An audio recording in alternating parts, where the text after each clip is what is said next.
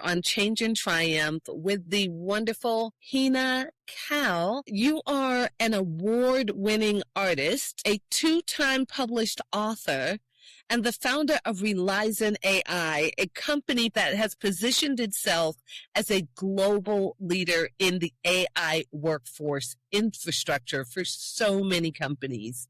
So, look, my first question for you is, you describe your life as magical and better than anything you could have ever planned. How did a girl like you, who started by painting all of that she loved in Brooklyn, end up receiving the Global Woman Leadership Award at the United Nations? We got to start with that. Thank you. Thank you. So kind, Tené. Feeling very pleased to be on your podcast and meeting your audience. And you're such a kind friend, and very happy to enjoy today's conversation with you and share more together with our audience.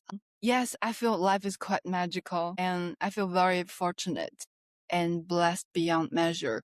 First of all, it's because of my parents who love me unconditionally. I can feel their immeasurable love, unconditional, pure love. They filled my life, my being with their love. My mom, my dad, my aunt and uncle. I see 4 of them as my parents, and 4 of them give me quadruple love. And I feel my life and who I am won't be possible without them. And my book, as you mentioned, all that I love is my paintings and poetry. And 5 Keys of Self-Love is sharing essentially timeless wisdom that have changed my life. The unconditional love towards oneself and each other, which are essentially 2 sides of the same coin. And this won't be possible without my parents. And essentially, I have known love with them, and I'm able to share that love. Also, the pure love from them and from God, or you may say from the universe, share that with other people. So I feel it's not that I write the book or I draw the painting or write the poetry or even I create a company, but rather I feel strongly that I follow my heart all my life and my instincts. And so whenever I felt my heart and instinct, I feel that's how God speaks to me and guide me. And so I would follow that and to let spirit create through me. And I'm basically, observe its magic. So whose attention did you get to be able to earn that Global Woman Leadership Award at the United Nations? Yeah. And so you received that honor in March, right? Correct. March, Nice. 19th at the United Nations headquarters in New York. Yeah, together Amazing. with ambassadors, ministers, and my wonderful friends have come, and it is it's a wonderful time. I feel very pleased and blessed, and to receive that, I feel also that inspired me to think more, reflect upon the womanhood and the importance of womanhood. And because they also, when I was speaking there, dear friend Lidwine Meffel, the founder of Smile Foundations, which she has chosen Relizon to be part of the host together with her, and also the ambassador and minister of Guinea-Bissau, and to host this meaningful, prestigious event, at the United Nations, and receive this high honor, right? And I feel it's such an honor to me, to my company, and also a responsibility. And I feel this is the beginning of something amazing, a responsibility and the start of to be that leader and inspire more people, women, men, and children, and adults, families, relationships, and nationwide, humanity-wise, personally, and through my company. That's amazing. That is absolutely amazing. And because of all of this love you got from your parents, it has led to entrepreneurship, and you've once felt that being traditionally employed is a literal waste of life, and choose to follow your heart into entrepreneurship and wisdom sharing. And that's why we hear so much wisdom coming out of you now. For the high net worth investor who feels like they are successfully winning, but actually deeply unhappy, those guys that are in these wonderful jobs that pay $250,000 a year, but they're really not that happy. How does your book, The 5 Keys of Self-Love, provide the missing foundation for their next level of growth? Yeah, happiness comes from unconditional love towards oneself. When one person has unconditional love towards oneself, then happiness is a natural, automatic, immediate byproduct. If even nothing of the circumstance has changed, nothing is changed, but if a person can cultivate that towards oneself, Right. then the magic is we can feel immediately happy and happier. And then that will trigger a domino effect, like one baby step. That's also another, I like compounding, long-term compounding growth. And what works is really one baby step at a time. And like I also have friends experience exactly what you said. And to have that happiness, we need to start from within, and it's choosing, first of all, to acknowledge that, confront and accept fully, be honest with oneself, because it's purely personal honesty with oneself. It has nothing to do with external or anyone else, and no one even need to know that. Yeah, we first of all be honest with ourselves. Am I happy? Am I happy with this, my choice, or am I happy with myself?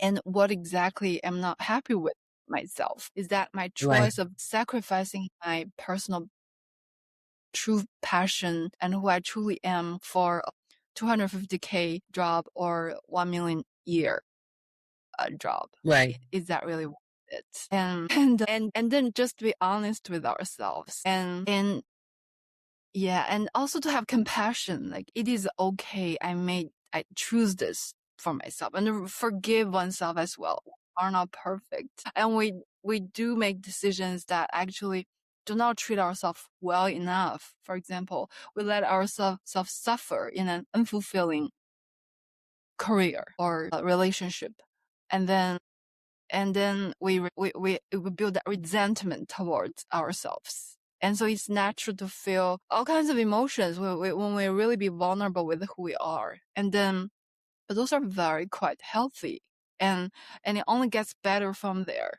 And so confront oneself and then to love, the number one key in my book of 5 Keys of Self-Love is to love yourself unconditionally as a baby.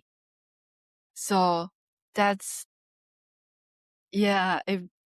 the It's most important.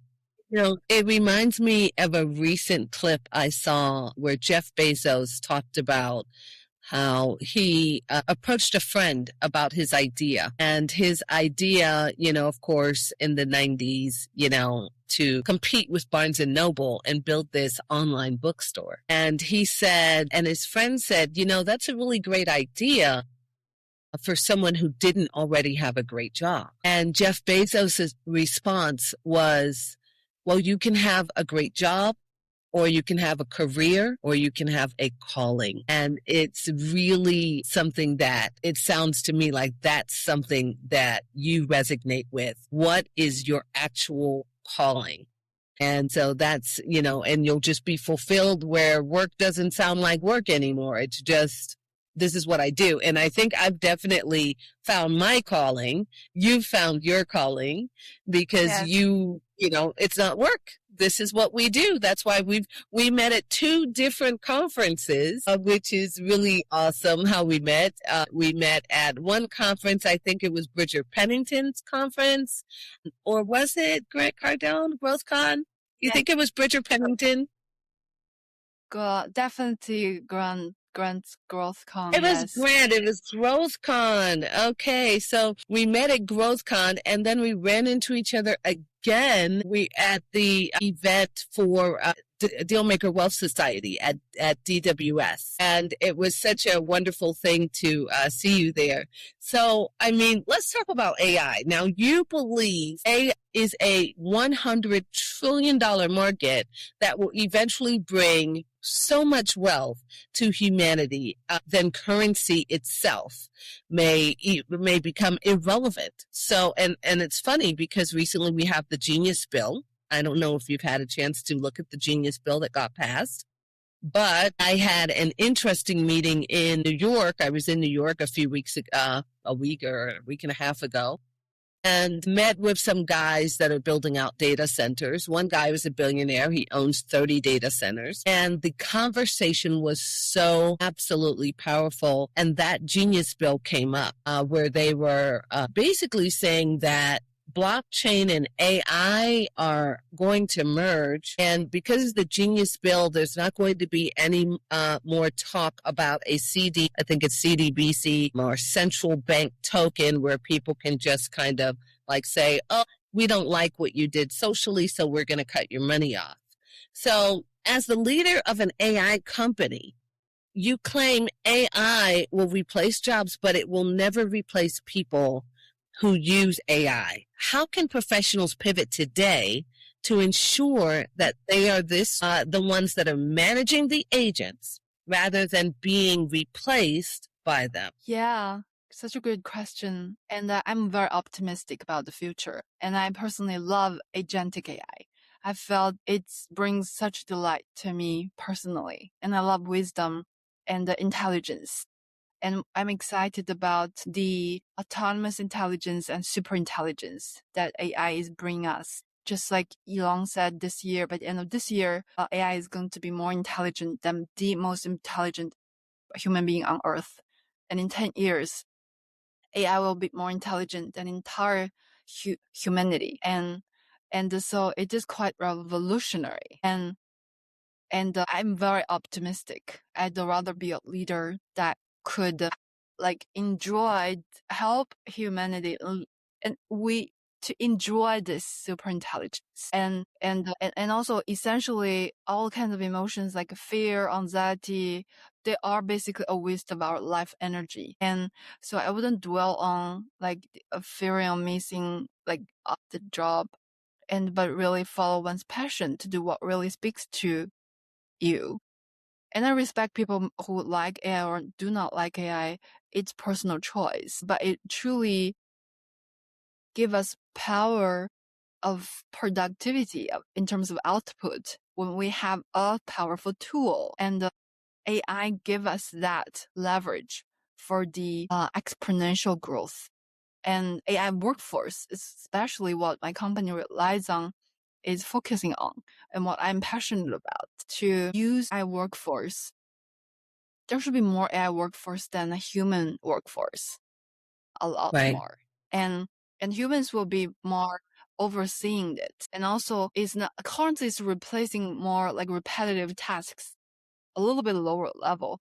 But what I'm passionate about is the super intelligence that can actually be the AI CEO, AI CFO, and to give business owners insights to run their companies. And that is super interesting to me. And even can build entire like sales team, for example. Like we are developing our platform like one that can run the business for you. And so the future of business is autonomous business. So it's not just AI workforce it's inevitable. It's a bridge, and also the end product is autonomous business, autonomous enterprise. Yeah, so the business and enterprise one. So. It feels like you are such a spiritually connected person that you feel instead of having the workforce to do these things, it will allow us to have a better quality of life. Yes, indeed. And also, that's why my other company, Wealth.ai, WELLTH.ai.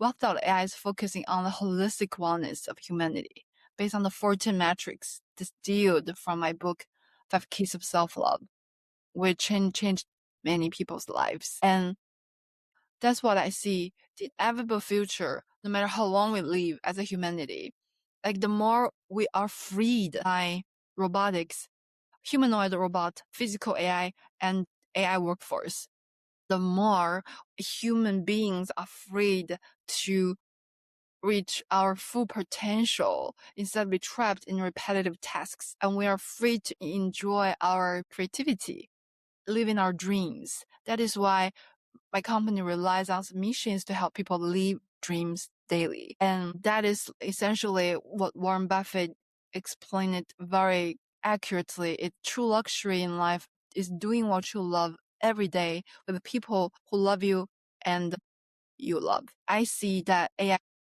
agentic AI, can enable us to have that freedom, time, and the resource to be more of who we truly are and enjoy that spiritual well-being, emotional well-being, financial well-being, and physical well-being. So there are 14 metrics, including play well, which is a sense of wonder. Yes, of course, relationship, that's the essence, the foundation of our happiness. The 86-year-old Harvard study found out the number one key for happiness in life is good, close relationships. So essentially it's love. Yeah. So that's what I see. Yeah. And My well, goodness. people to do that. So you've even worked with the Airbnb co-founder through art and technology.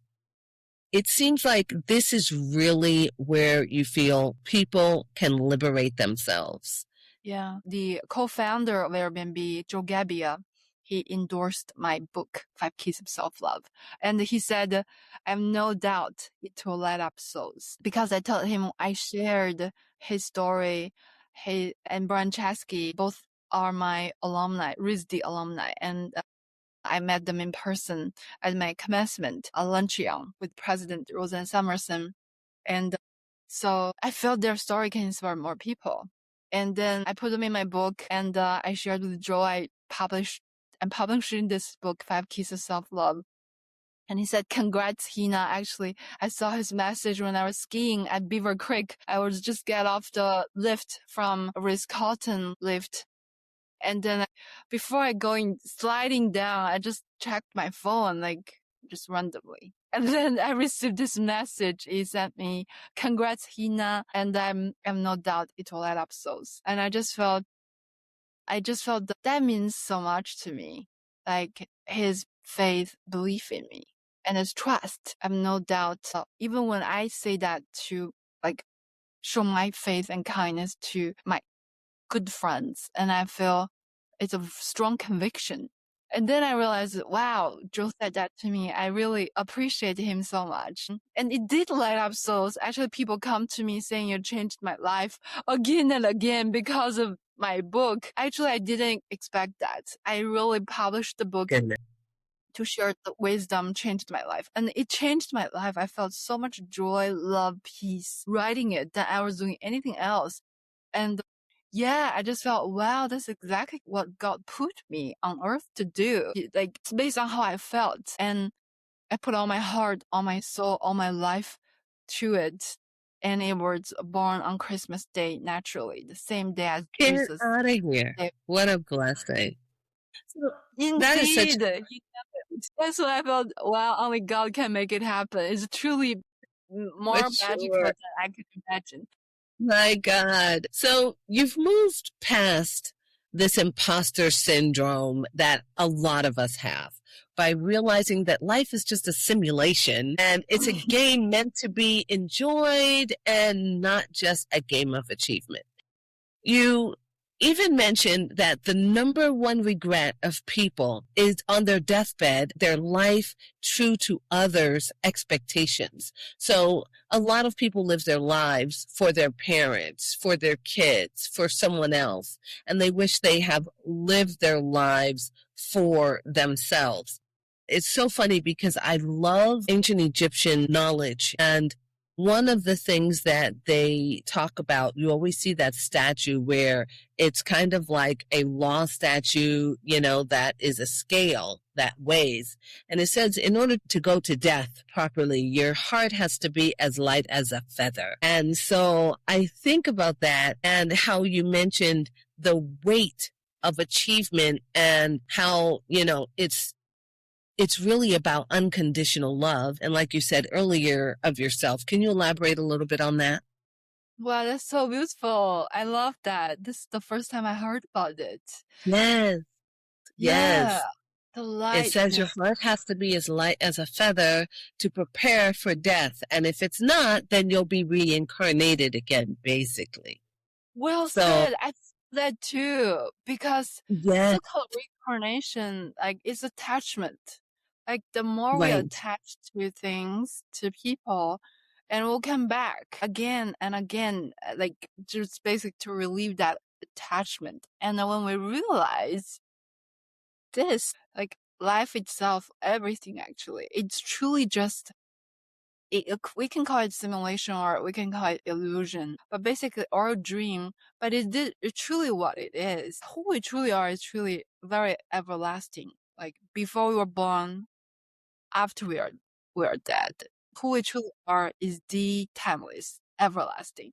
But we do experience this, and it's not to say that, like, this is not real. Like, this, like, Mm, whatever we experience, the pressure, touch, the food, the drink, and the gas, and it is real in terms of, like, we experience that, like, the feelings, the senses, the hearing, the seeing, the thinking, but it is not real in terms of what we thought it is. right.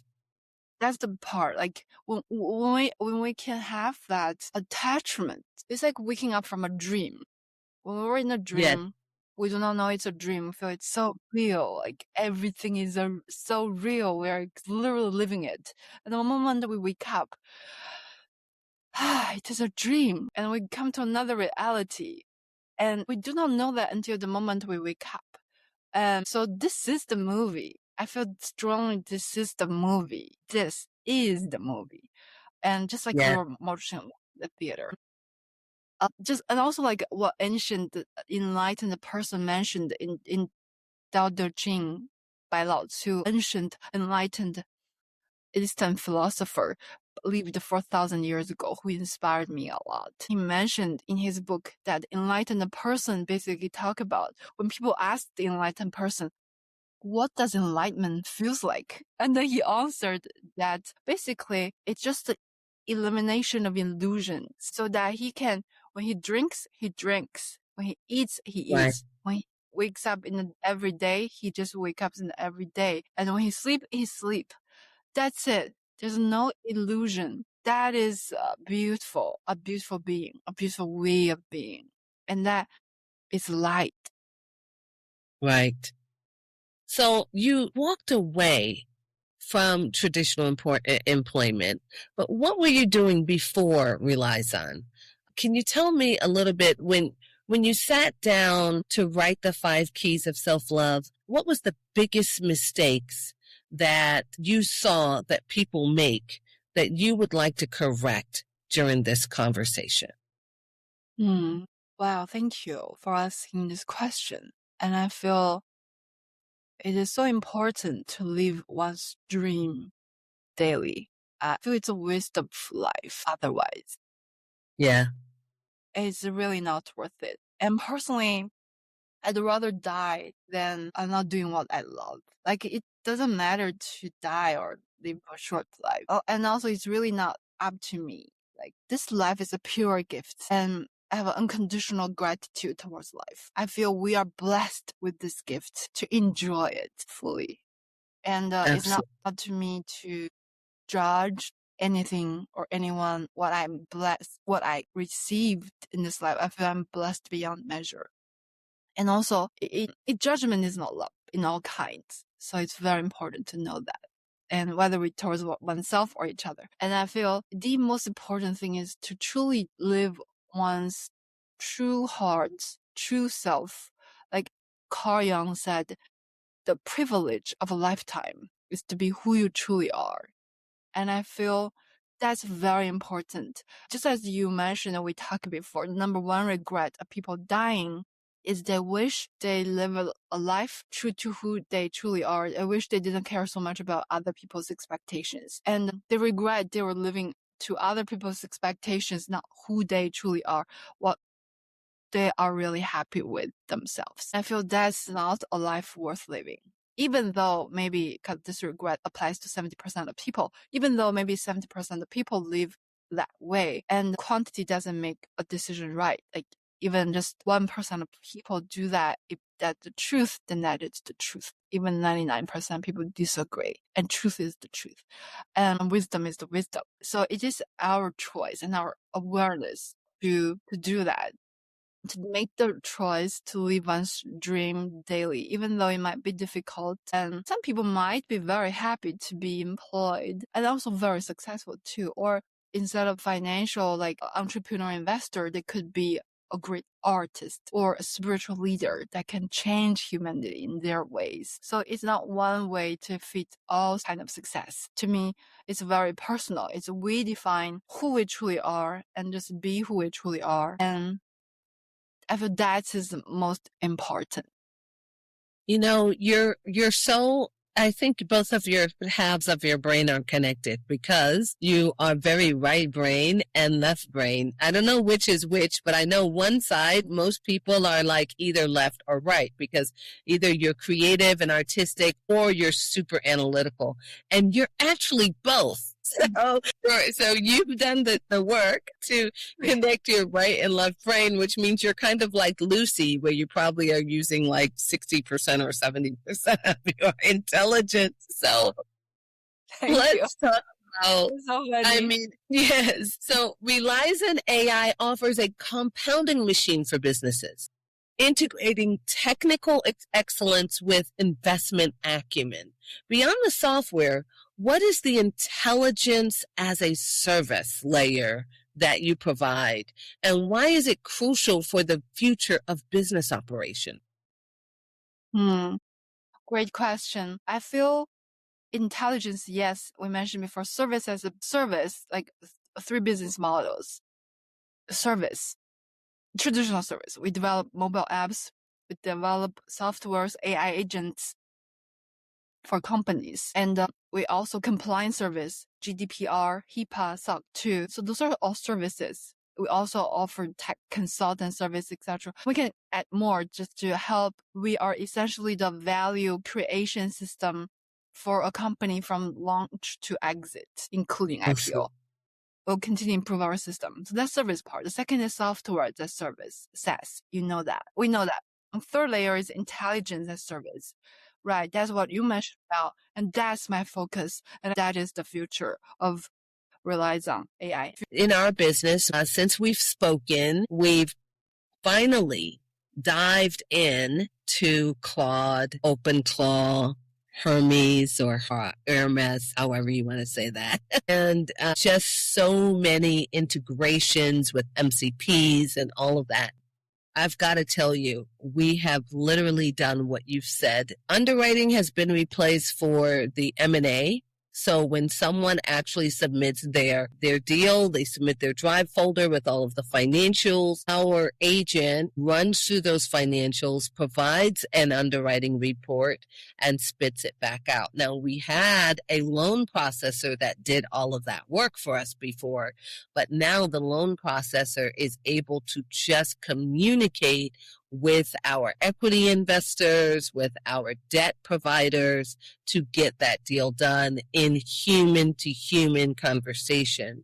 I'm telling everyone, the only one left, really that cannot be replaced, I think, is investor relations. All of the human-to-human jobs where someone has to speak to someone else and have a human connection. So I'm with you. I think AI is definitely the right thing to do to automate all of the tasks. Like even this podcast is now very fully automated. And it took some time because there's levels of automation. There's automation, like we use a great CRM system for one level of automation. But now that we've connected Claude to that automation, we're able to fulfill the entire circle, whereas before there was a need to create a drive link of a folder for each guest by a human being, by my assistant. She's no longer needed to do that, so she can focus on humans. And then our underwriting for the multifamily, we had automation before. We had great underwriting Excel templates. However, it still took an average of a week and a half to 2 weeks to get the underwriting done on those deals. And now it's a matter of minutes. And then once all of the information is uploaded to the agent is able to tell us exactly what to do. So the thing about AI that I love is that people are able to implement it, and every single business is different. So it's not like, oh, I use this and then you can just get a carbon copy. They need a company like relies on AI to be able to, kind of have a consultation, figure out, okay, what exactly does my business do, and how can some of those processes be replaced? So it's going to save each business a ton of money. I know it's saved us a ton of money. Now, you've said in closing that you're going to allow our readers the first 2 chapters of your book, 5 Keys of Self-Love, and you're going to share that with our audience. If a listener is feeling overwhelmed by the speed of AI and the change happening in the world, what is the one self-love action they can take tonight to find peace? Download these 2 chapters and yeah, a baby step. Yes, even one baby step at a time. And that's how this book transforms lives, and also how wealth.ai helps people to transform their lives. It's through one baby a step at a time and one metric at a time to improve. And you can even do a like self-love, or we can call holistic wellness evaluation assessment. So you know exactly where you are at in terms of your 14 metrics. So you know which metric is causing you unhappy and which metrics are you doing very well. You can do the assessment for free, and after you create an account. Right, so you can enjoy it. Hey, so now there's a new site called wealth.ai. Correct. Yes. wealth.ai. Double L. Wealth.ai. Yes. You can do your assessment there. Exactly. Right. And AI, they can go get an assessment. And is that where they're going to get the first 2 chapters of the book? Or is that a special offer for us? That is special offer just for you. Yes. That's private for you. I share with my good friends because I want to, as you said, light up more souls. That because only purely these 2 chapters can change a person's life. So you want to check the show notes right below this video in the description or on the podcast notes if you're listening from your favorite podcast. And I am so grateful to have been able to meet you in person. I wanted to get there to your event, but it just did not happen. Now, yes, but it is such an honor to hear all of the wonderful accolades, and I would love to have you back on the show again to talk about more of those accolades, because you are moving like a lightning speed in the tech space and helping so many businesses. I want to hear more about how these businesses have been changed, how they've improved, and that's going to be really, really important for so many people that listen to our show. So thanks, Hina. That sounds good. Thank you, Tené. I'm very pleased to be here with you. And as you said, very exciting. Like our Realizon is growing, it's like a plant is growing and our customers are happy. And we also have our Realizon Capital arm that we connect opportunities with capital. And right. So like currently, a friend of mine is looking to sell his gold mine in Chile. And so if anyone interested and could be in touch with us, we'd like to work together. That'd be very fun. You do have a private equity arm, but you have a private debt arm. that we didn't chat with. Is that ready to go yet? My friend likes to work with us because this is the power of partnership. I was interviewed at the Wall Street Investor Summit by Money Channel a few weeks ago. And then from that meeting, a VC friend, they want to collaborate with Realizang and to be equity partner and for their portfolio companies. So, and this private equity friend want to collaborate with us also to fund companies based on revenue. And it is so much fun. I like to, collaborate with our audience here and to make a bigger impact and grow faster together. Yeah, that'd be a lot of fun. And I also have a friend, he has like billions of worth of antique from China. And some are like 40 million, 200 million, 300 million pieces. Those are the comparable auction price for the pieces of collection. And so if anyone interested to collect or like want to open a museum and collaborate, please be in touch as well. That's amazing. Thank you so much, Hina.